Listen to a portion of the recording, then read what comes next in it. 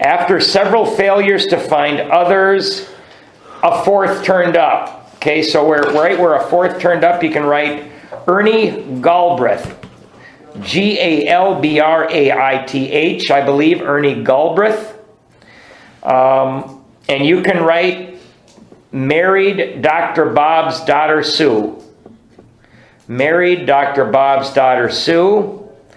So I guess that, sponsors everywhere are cringing because this is perhaps the first AA relationship, right? It's the first AA relationship. So this fella married Dr. Bob's daughter Sue. He came through an acquaintance who had heard the good news. He proved to be a devil-may-care young fellow whose parents could not make out whether he wanted to stop drinking or not.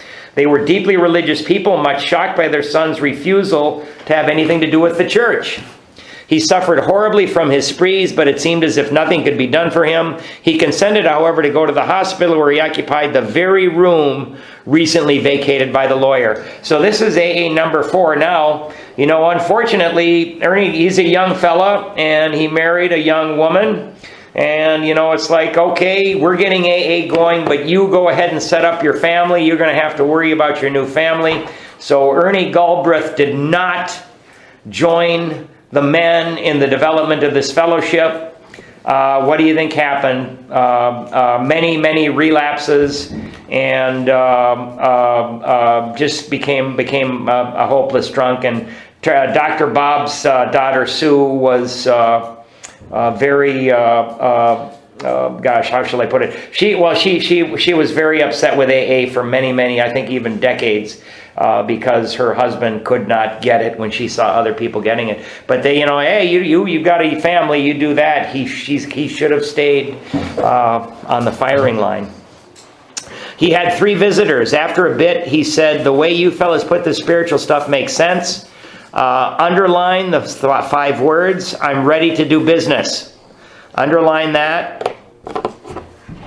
Write step 2.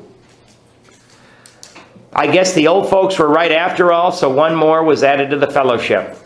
All this time, our friend of the hotel lobby incident remained in town. Underline, he was there 3 months. I think some rich fella put him up in a country club, and he would commute over to Dr. Bob's house. He now returned home, leaving behind his first acquaintance, the lawyer and the devil-may-care chap. These men had found something brand new in life. Underline 4 lines. Though they knew they must help other alcoholics if they would remain sober, that motive became secondary. It was transcended by the happiness they found in giving themselves for others. Just that little bit. And then we're going to write next to it, we're going to write, give it to keep it. Give it to keep it. And receive happiness and usefulness. I mean, if we're, give it to keep it and receive happiness and usefulness. If we don't have a certain degree of happiness, and if we don't feel useful in our lives, I don't think we're going to stay sober. I know I never could. They shared their homes, their slender resources, and gladly devoted their spare hours to fellow sufferers. They were willing by day or night to place a new man in the hospital and visit him afterward. They grew in numbers. They experienced a few distressing failures, but in those cases, they made an effort to bring the man's family into a spiritual way of living, thus relieving much worry and suffering. A year and 6 months later, these 3 had succeeded with 7 more. So now we've got 10 people after a year and 6 months. Seeing much of each other, scarce an evening passed that someone's home did not shelter a little gathering of men and women, happy in their release and constantly thinking how they might present their discovery to some newcomer. In addition to these casual get-togethers, it became customary to set apart one night a week for a meeting to be attended by anyone or everyone interested in a spiritual way of life. Underline the next 3 lines. Aside from fellowship and sociability, the prime object was to provide a time and place where new people might bring their problems. Okay, so this is where are we going to find newcomers? So we can write over 1,000 meetings a year here. I don't know, that seems like not very many. There's got to be over 10,000 meetings a year here in Minnesota. So again, this is, we still go to hospitals, we still go to treatment centers, we still go to jails. But primarily, we're going to find people at the meetings, or perhaps through friends and relatives. We might find them there as well. Outsiders became interested. One man and his wife placed their large home at the disposal of this strangely assorted crowd. This couple has since become so fascinated that they have dedicated their home to the work. Underline the next 3 lines. Many a distracted wife has visited this house to find loving and understanding companionship among women who knew her problem. Okay, so next to that we're going to write starting Al-Anon. Starting Al-Anon. To hear from the lips of their husbands what had happened to them, to be advised how her own wayward mate might be hospitalized and approached when next he stumbled. Many a man, yet dazed from his hospital experience, has stepped over the threshold of that home into freedom. Many an alcoholic who entered there came away with an answer. He succumbed to that gay crowd inside who laughed at their own misfortunes and understood his. I got to tell you guys, stuff that I could not laugh at, I couldn't even think about. I look back at any ridiculous thing and even thrown in jail and this and that, and I can now laugh at it and how ridiculous I was. Impressed by those who visited him at the hospital, he capitulated entirely when later, in an upper room of this house, he heard the story of some man whose experience closely tallied with his own. The expression on the faces of the women, that indefinable something in the eyes of the men, the stimulating and electric atmosphere of the place conspired to let him know that there was haven at last. I think these rooms in AA are a sacred place. The very practical approach to his problems, the absence of intolerance of any kind, the informality, the genuine democracy, the uncanny understanding which these people had were irresistible. He and his wife would leave elevated by the thought of what they could now do for some stricken acquaintance and his family. Okay, we're going to highlight to the end of the paragraph, and we're going to write promise next to it. They knew they had a host of new friends. It seemed they had known these strangers always. They had seen miracles, and one was to come to them. They had visioned the great reality, capitalized, their loving and all-powerful Creator. The great reality, right? I think early at the deep down within every man, woman, and child. Now, this house will hardly accommodate its weekly visitors, for they number 60 or 80 as a rule. Alcoholics are being attracted from far and near. From surrounding towns, families drive long distances to be present. A community 30 miles away has 15. That's Cleveland. That was the third hub. They had Akron, they had New York, and then Cleveland was the third hub. A community 30 miles away has 15 fellows of Alcoholics Anonymous. Being a large place, we think that someday its fellowship will number many hundreds. Again, this is written in 1939, very prophetic. Okay, so we are going to highlight 2, 4, 6 lines. But life among Alcoholics Anonymous is more than attending gatherings and visiting hospitals. Cleaning up old scrapes, helping to settle family differences, explaining the disinherited son to his irate parents, lending money and securing jobs for each other when justified. Okay, we want to circle those in addition to highlight. When justified, these are everyday occurrences. So next to that, we're going to write live the program. Live the program.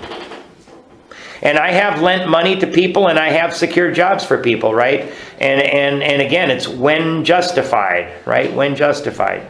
No one is too discredited or has sunk too low to be welcomed. Cordially, underline these 4 words, if he means business. Okay? So, if he means business, draw a little arrow out and write willing to do the work. Willing to do the work. Right? We've got to show up, and we've got to be willing to do the work. Social distinctions, petty rivalries, and jealousies, these are laughed out of countenance. Being wrecked in the same vessel, being restored and united under one God, with hearts and minds attuned to the welfare of others, the things which matter so much to some people no longer signify much to them. How could they? So we're going to write something at the bottom of the page. If you live life, and I just heard this from a fella talking, I thought it was wonderful. If you live life with no big deals, you will greatly lessen your stress. and increase your serenity. If you live life with no big deals, you will greatly lessen your stress and increase your happiness or serenity or whatever you fit it in there. And I mean, you guys know how when we got something that's chewing at us and we make sometimes it is kind of big, but we make everything into a big deal and it's going to be the end of the goddamn world if this doesn't get solved, right? Well, you know what? No, there are no big deals. I mean, and particularly at work. Oh my God, somebody got the wrong tile. It's the end of no, it isn't the end of the world. We'll get the guy the right tile. It's not a big deal. You greatly lessen your stress and increase your serenity. It's like when I go, hey, what's going on? You don't believe the crap that's going on, and in most cases it's nothing, but we make it big. Under only slightly different conditions, the same thing is taking place in many eastern cities. In one of these, there is a well-known hospital for treatment of alcoholic and drug addiction. Again, that's the town's hospital out of New York, Dr. Silkworth. 6 years ago, one of our number was a patient there. Okay, Bill W. Many of us have felt for the first time, underlined to the period, the presence and power of God within its walls. Just underline that. And next to it, write, here at meetings. Because we get that here at meetings too. See people come in and watch them. I mean, it's amazing. We are greatly indebted to the doctor in attendance there, again, Silkworth, for he, although it might prejudice his own work, has told of us of his belief in ours. A scientist saying, I don't understand it, but this spiritual thing is working. Every few days, this doctor suggests our approach to one of his patients. Understanding our work, he can do this with an eye to selecting, underline, those who are willing and able to recover on a spiritual basis. Okay, next to that, write, do the 12 steps. Do the 12 steps. And it's usually the hopeless variety. Many of us former patients go there to help. Then in this eastern city, there are informal meetings such as we have described to you, where you may now see scores of members. There are the same fast friendships. There is the same helpfulness to one another as you find among our Western friends. There is a good bit of travel between East and West, and we foresee a great increase in this helpful interchange. Someday we hope that every alcoholic who journeys will find a fellowship of Alcoholics Anonymous at his destination. Next to that, we can just write prophetic. Prophetic. I mean, when this book came out, there were 100 of them. 100. To some extent, this is already true. Some of us are salesmen and go about. Little clusters of 2s and 3s and 5s have sprung up in other communities. Through contact with our two larger centers, those of us who travel drop in as often as we can. This practice enables us to lend a hand, at the same time avoiding certain alluring distractions of the road, about which any traveling man can inform you. Written in 1939, in 2009, there are over 116,000 groups.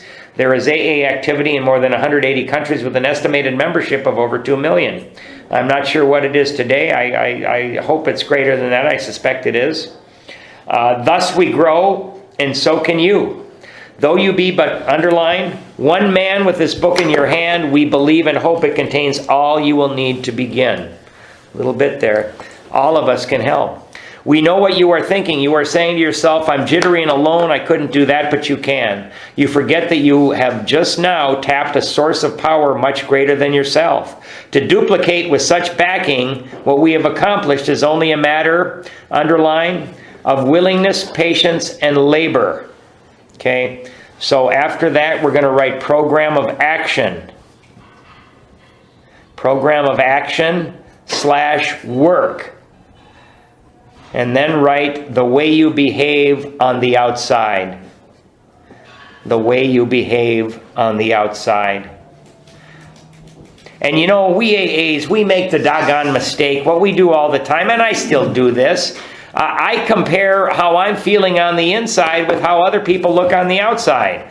Well, these other people have been working for 30 or 40 years to make their outsides look perfect the way they are, and I'm comparing that to my insides with my fears and my inadequacies and these other things. No, that's crazy. I can't do that. And sometimes we're not gonna feel too good, but this is the program is what you do, how you behave on the outside. We're gonna have days where we don't feel too good, but if we still do the actions that our book tells us to do, we're gonna be just fine.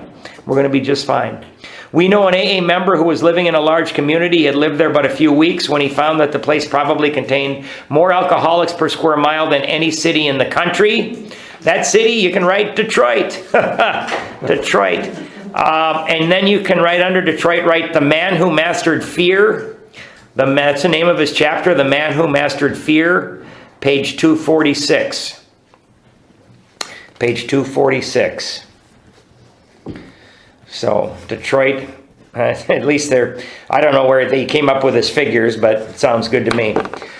This was only a few days ago at this writing, 1939. The authorities were much concerned. He got in touch with a prominent psychiatrist who had undertaken certain responsibilities for the mental health of the community. By the way, the fellow was Archie T. The doctor proved to be able and exceedingly anxious to adopt any workable method of handling the situation, so he inquired, what did our friend have on the ball? Our friend is Archie T. Our friend proceeded to tell him, and with such good effect that the doctor agreed to a test among his patients and certain other alcoholics from a clinic which he attends.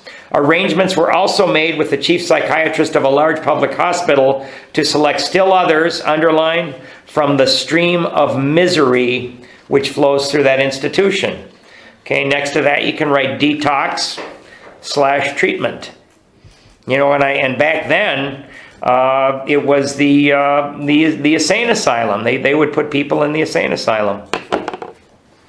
So our fellow worker will soon have friends galore. Some of them may sink and perhaps never get up, but if our experience is a criterion, more than half of those approached will become fellows of Alcoholics Anonymous. When a few men in the city have found themselves and have discovered the joy of helping others to face life again, there will be no stopping until everyone in that town has had his opportunity to recover if he can and will. And if you guys remember, earlier it said that in one of the forewords, 50% who came to AA recovered at once, and then 25% after some relapses recovered. But it was different because what happened in the early days and into the 40s, they would go out, and you couldn't just show up at an AA meeting and sit around and not do anything for years like we do today. You were interviewed, and if you said, "Oh, no, I'm willing, I'm going to do whatever you guys want," and you would literally get on your knees and surrender in Dr. Bob's upstairs bedroom, "I'm willing to do it all," then you could come to the meetings and do the work. That's why their success rate was that, and today we're lucky if we have 5%, maybe 10%, because you can just go sit in meetings and not do a damn thing, right? Not do a thing. Still, you may say, but I will not have the benefit of contact with you who write this book. We cannot be sure. God will determine that, so you must remember that your real reliance, underline, that your real reliance is always upon Him. Okay? I remember I'm running around when I'm trying to get sober by going to meetings. I need a meeting. I need another meeting. I got to go to a meeting. I need 2 meetings a day. I need you know what? You can't always be at a meeting. You work the steps. You get the higher power. You're going to be okay. That your real reliance is always upon Him. Not your sponsor. It's upon Him. He will show you how to create the fellowship you crave. Alcoholics Anonymous will be glad to hear from you. Address, P.O. Box 459, Grand Central Station, New York, New York. Let's see. So, after crave, write, give your phone number, take theirs. Okay? It's like, when you're at a meeting and, here's my phone number. Come on. I remember me, I could not pick up that 10,000-pound telephone and call somebody. So give your phone number, but take their number. And again, maybe call them the next day, then you don't get a response. Maybe call them a few days later. and that's my sponsor said, you call them twice and, hopefully they'll have your number, and maybe sometime, today your number is going to be in their cell phone, so maybe they're going to call you. And I still have people, every 6 months or a year, if I think about this person, I'll call them, leave a message, or send a text. Once in a great while I get a response. Usually I don't. But it's wonderful when when all of a sudden you see somebody at a meeting a couple of years later and they say, hey, really I appreciate getting those texts and those calls from you over the last couple of years, even if it was only a couple. Let's see here. So, I guess I'll finish reading and then we got a few notes. Our book is meant to be suggestive only. Underline suggestive. Okay. And draw a little arrow up to the next page where above personal stories. Draw a little arrow and write from suggestive, write, do what the first 100 did and you will get what they got. Do what the first 100 did and you will get what they got. Everybody hides behind this suggestion. Well, it's only suggested, right? Well, they're the only suggestions we've got. And if you're not willing to do them, I guess join the sober softball team. Good luck. Our book is meant to be suggestive only. We realize we know only a little. God will constantly disclose more to you and to us. Okay, we're going to highlight to the end of the paragraph. Ask him in your morning meditation what you can do each day for the man who is still sick. The answers will come if your own house is in order. But obviously you cannot transmit something you haven't got. See to it that your relationship with him is right, and great events will come to pass for you and countless others. This is the great fact for us. Okay, so we highlighted that. Next to that, we're going to write recipe for relationship. That's our recipe for a relationship with our higher power. Remember, this is a cookbook. We've got to follow the doggons. We've got to do it or we're going to starve. Ask him in your morning meditation what you can do each day for the man who is still sick. So we're asking, and I do that every morning. The answers will come if your own house is in order. Okay, abandon yourself to God as you understand God. Okay, you can write 1 through 3. Above that first sentence there. Abandon yourself as you understand God. Admit your faults to him and to your fellows. Okay, we're going to write 4, 5, 6, and 7. 4, 5, 6, and 7. Clear away the wreckage of your past. Next to that, we're going to write 8 and 9. 8 and 9. And then from give freely of what you find and join us, we shall be with you in the fellowship of the Spirit, and you will surely meet some of us as you trudge, underline the word trudge, the road of happy destiny. May God bless you and keep you until then. Next to that, we're going to write 10, 11, and 12. 10, 11, and 12. And one of the little exercises that I didn't do, but I should have done, when you first get sober and you're doing this work, you should write down some things that you'd want over the next 10 years and put it away. Write down some things that you'd want over the next 10 years and put that envelope away.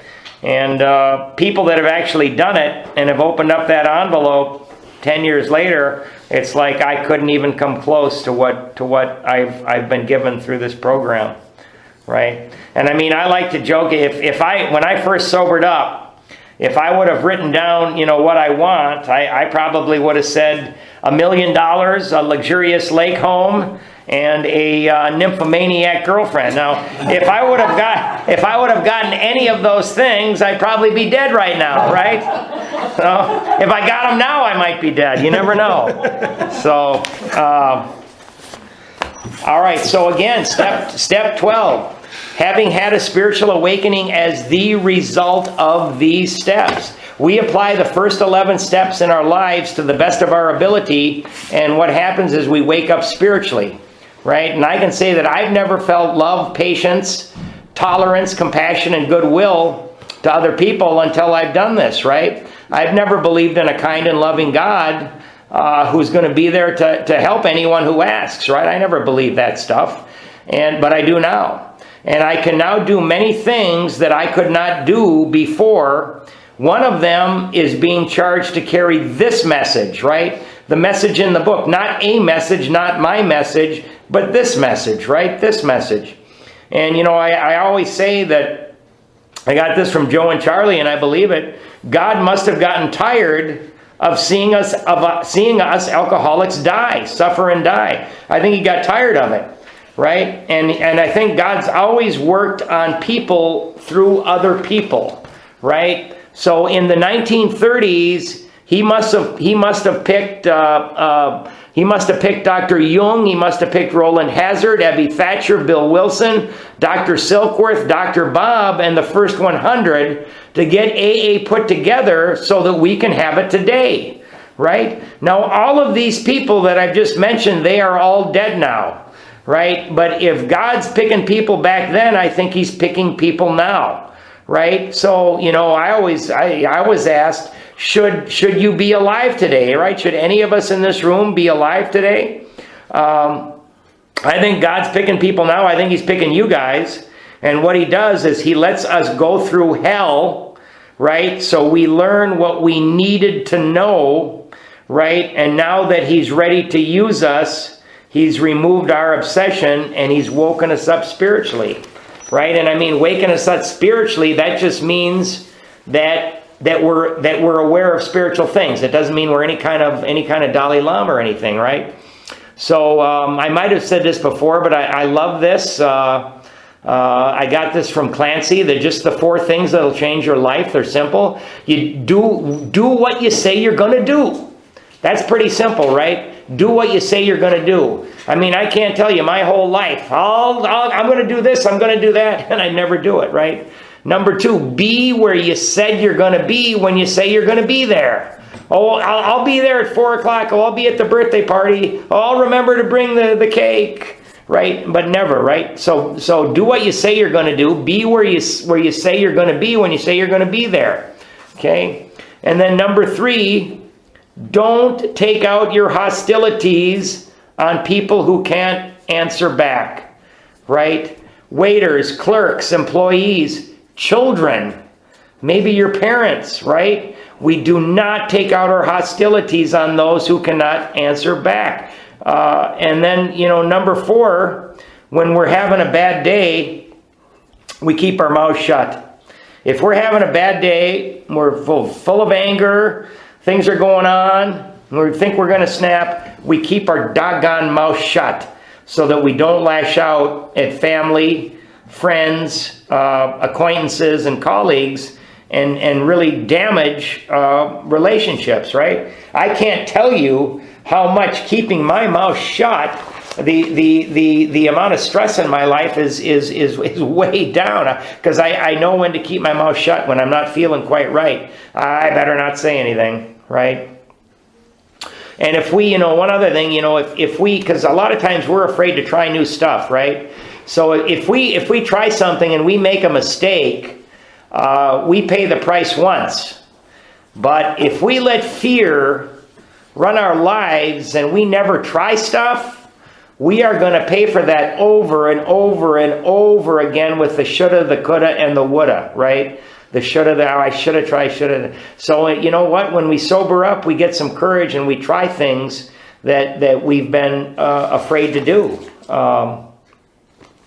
So, the third part of the 12th step is to practice these principles in all our affairs. And I think that might be the harder part. So when we come and we do the work and we still go to meetings, but what we do is we go back out into the world, and we be an example to others, right? And we let people see us. If nobody sees us, how can we be an example to other people, right? I mean, the people, my friends, my family, the people I worked with, it's, oh my God, John Henry, oh man, that guy used to be a hopeless drunk.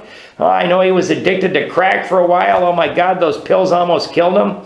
Man, look at that guy now. He's helping people at work. He's helping other alcoholics. He's rebuilding his relationships. He's rebuilding his life. How in the God's green earth did that happen, right? How did it happen?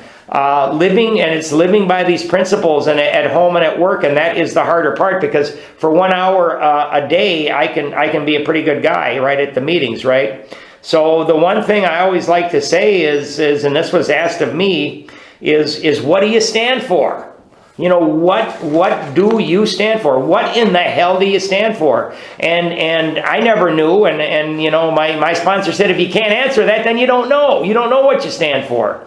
And he said, well, how about the principles of this program, right? Because the steps that we're taught are also the principles we should try to live by. Each step has a principle: honesty, hope, faith, courage, integrity, willingness, humility, love, forgiveness. You know, in forgiveness, when you forgive, you set a prisoner free, and that prisoner you set free is you, right? And then to round it out, we've got justice, discipline, spiritual awareness, and service, right?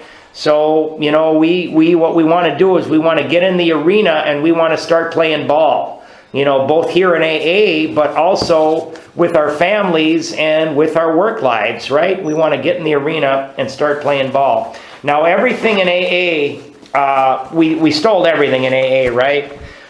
Where did the steps come from? Step 1 came from a little doctor in New York who treated 50,000 alcoholics, Dr. Silkworth, the obsession and the allergy. Step number 2 came from a psychiatrist on the other side of the world, Dr. Jung, right? He told Roland Hazard to go find a vital spiritual experience or you're going to die. That's the solution. Step 3 came from a group of non-alcoholic people practicing first century Christianity, the Oxford group, right? So we got all of these. I know I handed this out. I never read it, the Serenity Prayer. Bill saw this in the paper, and he said, "Oh my God, I like that." And he chopped it apart, and he used it as our Serenity Prayer. But here's the full text of the Serenity Prayer, which was written by Reinhold Niebuhr, I think, as somebody's obituary. God, grant me the serenity to accept the things I cannot change, the courage to change the things I can, and the wisdom to know the difference. Living one day at a time, enjoying one moment at a time, accepting hardship as the pathway to peace, taking as He did this sinful world as it is, not as I would have it, trusting that He will make all things right if I surrender to His will. Then I may be reasonably happy in this life and supremely happy with Him forever in the next. Amen. So he took the first 2 stanzas, and then he's got the one day at a time, and he's got hardship as the pathway to peace. So he stole a lot of things, and that's okay. I'm gonna steal this too. I'm gonna end with this right here. This is a book called Glimpse After Glimpse. It's some. Actually, I got 2 more things to read, but this is Glimpse After Glimpse, and it's daily reflections on living and dying. And, you know, I'm not sure if this is talking about Buddhism or what it's talking about, but I'm saying it's talking about the 12 steps. For us to survive on the spiritual path, and I'm saying that's the 12 steps, there are many challenges to face, and there is much to learn. We have to discover how to deal with obstacles and difficulties, how to process doubts and see through wrong views, how to inspire ourselves when we least feel like it, how to understand ourselves and our moods, how really to work with and integrate the teachings and practices, again, in this book right here that we've read, how to evoke compassion and enact it in life, and how to transform our suffering and emotions. Remember, our greatest mistakes become our greatest assets. On the spiritual path, all of us need the support and the good foundation that come from really knowing the teachings. And I'm talking about the teachings in this book. And this cannot be stressed strongly enough, for the more we study and practice, and we've got to practice. If we just study the book, forget it. We're going to drink and we're going to die. But if we practice, that's the key. We study, we practice, and then we teach. The more we shall embody discernment, clarity, and insight. Right? It's a program of action. Then when the truth comes knocking, we will know it with certainty for what it is and gladly open the door, because we'll have guessed that it may well be the truth of who we really are. You know, I came here to quit drinking, but what I got was a way to live my life with purpose, with meaning, with love, with other people, and with God. And I'm going to end by reading why we were chosen. I don't know if this is AA related or not. It's probably not AA literature, but I got it in intergroup. God in his wisdom selected this group of men and women to be the purveyors of his goodness. In selecting them through whom to bring about this phenomenon, he went not to the proud, the mighty, the famous, or the brilliant. He went instead to the humble, to the sick, to the unfortunate. He went right to the drunkard, the so-called weakling of the world. Well might he have said to us, unto your weak and feeble hands I have entrusted a power beyond estimate. To you has been given that which has been denied the most learned of your fellows. Not to scientists or statesmen, not to wives or mothers, not even to my priests or ministers have I given this gift of healing other alcoholics, which I entrust to you. It must be used unselfishly. It carries with it grave responsibility. No day can be too long. No demands upon your time can be too urgent. No case be too pitiful. No task too hard. No effort too great. It must be used with tolerance, for I have restricted its application to no race, no creed, and no denomination. Personal criticism you must expect. Lack of appreciation will be common. God sponsy. Ridicule will be your lot. Your motives will be misjudged. You must be prepared for adversity. For what men call adversity is the ladder you must use to ascend the rungs toward spiritual perfection. And remember, in the exercise of this power, I shall not extract from you beyond your capabilities. You are not selected because of exceptional talents, so be careful always, if success attends your efforts, not to ascribe to personal superiority that to you can lay claim only by virtue of my gift. If I had wanted learned men to accomplish this mission, the power would have been entrusted to the physicians and the scientists. If I had wanted eloquent men, there would have been many anxious for the assignment. For talk is the easiest used of all talents which I have endowed mankind. If I had wanted scholarly men, the world is filled with better qualified men than you who would be available. You were selected because you have been the outcasts of the world, and your long experience as drunkards has made or should make you humbly alert to the cries of distress that come from the lonely hearts of alcoholics everywhere. Keep ever in mind the admission you made on the day of your profession in AA, namely that you are powerless, and that it was only with your willingness to turn your life and your will onto my keeping that relief came to you. Author unknown. And man, is that small print. See that stuff. So, all right, we're going to end tonight with the third step prayer, and then I've got a little chip for you guys, and I got a few tapes that you can grab too. So, third step prayer.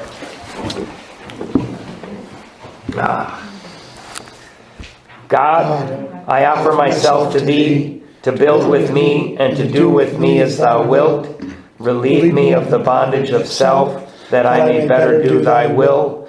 Take away my difficulties, that victory over them may bear witness to those I would help of thy power, thy love, and thy way of life. May I do thy will always. Peace. All right. Thank you, everybody.